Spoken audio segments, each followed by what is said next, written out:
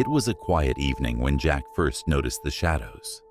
The house had always been peaceful, but tonight, something felt different.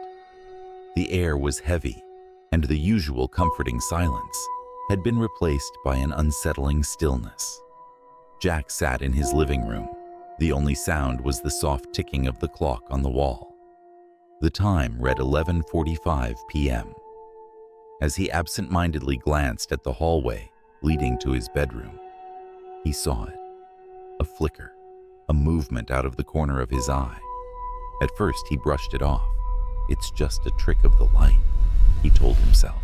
But then, the shadows moved again, darker this time, slowly creeping along the hallway walls, as if they had a life of their own. Jack stood up cautiously, his heart beating faster. The shadows continued to shift, forming shapes. Figures, though vague, seemed to emerge from the darkness, their outlines barely visible. They moved closer, as if they were watching him, waiting. "Jack, come closer." A soft, whispery voice echoed from the hallway. It was faint, but unmistakable. His stomach churned with fear. He hadn't told anyone he was home. He hadn't even spoken to anyone all day. Who could know his name? Frozen in place, Jack felt a chill run down his spine. The whispering grew louder, more insistent, the figures more defined. The air grew colder, and suddenly, he heard it. Footsteps, slow and deliberate, coming from the far end of the hallway.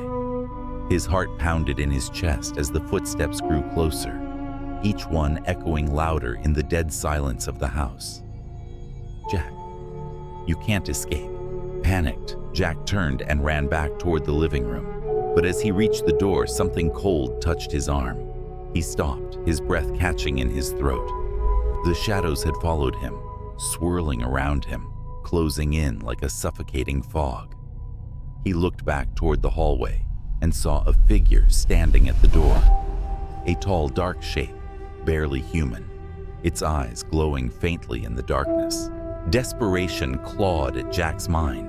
He grabbed his phone, trying to call for help, but the screen flickered and the battery drained instantly, leaving him in total darkness. The footsteps stopped. The figure at the end of the hallway vanished, but Jack wasn't alone. He could feel the shadows pressing in, suffocating him with their cold, eerie presence. "Jack, you're one of us now." The whisper was right beside him,